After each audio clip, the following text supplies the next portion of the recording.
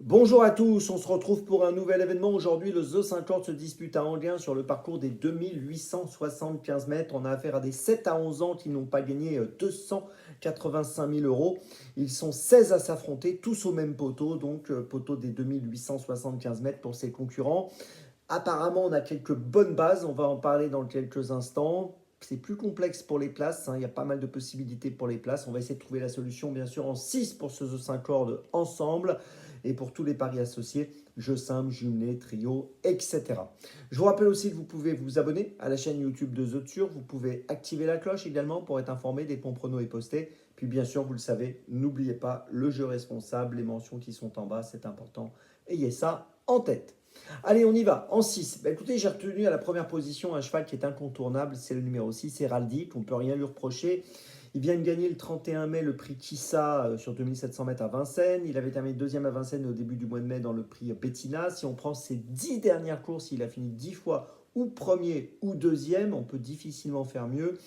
Logiquement, il doit encore faire l'arrivée, encore jouer un premier rôle. Je le place en tête. En deuxième position, j'ai retenu le 4 Horatius Della. Alors, il avait terminé deuxième du prix Kissa fin mai derrière Héraldique, donc la ligne est logique et bonne. Donc cette performance était très, très correcte. Depuis, il a recouru, il a fini troisième à Vincennes le 8 juin sur les 2850 mètres du prix du Quercy.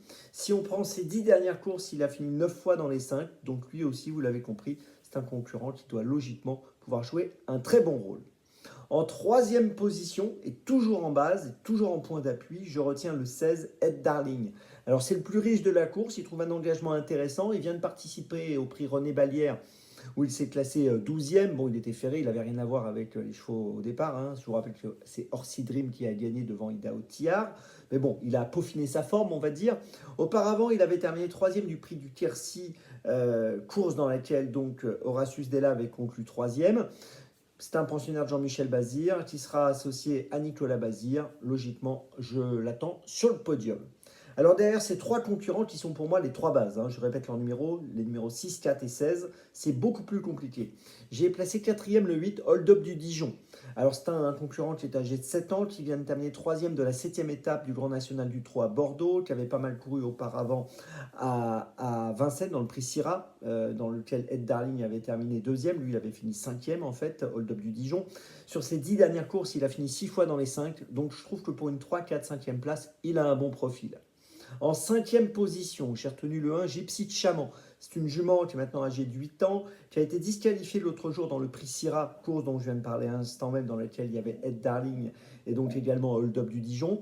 Ce jour-là, si elle n'avait pas fait la faute dans la ligne droite, elle aurait sûrement fini à la cinquième place. Auparavant, elle avait conclu cinquième à Vichy, deuxième à Vincennes. Elle a déjà bien fait sur l'hippodrome d'Anguin, donc elle est compétitive là encore pour une 3, 4, 5e place. Puis en sixième position, j'ai beaucoup hésité. Puis après une longue réflexion, j'ai finalement retenu le 11, Gasoline du Seu, pour tenter une petite cote amusante. Elle a fini 8e à Vincennes dernièrement dans le prix Eudora, mais elle n'a pas été très chanceuse. Elle avait pas mal couru à Caen auparavant. Elle est associée à Mathieu Abrivard. Je pense qu'elle peut peut-être amener une petite cote à l'arrivée, mais je vous le dis, je vous le répète, j'ai beaucoup hésité entre plusieurs concurrents pour cette 6e place. Je vous résume mon choix donc pour ce The 50. En 6, j'ai placé en tête et en base les numéros 6, 4 et 16. Et puis derrière, de manière nette, les numéros 8, 1 et 11. Je vous rappelle que la course se dispute aujourd'hui à 18 h. On se retrouve maintenant demain pour Longchamp. Et d'ici là, avec The Turf, ça va aller.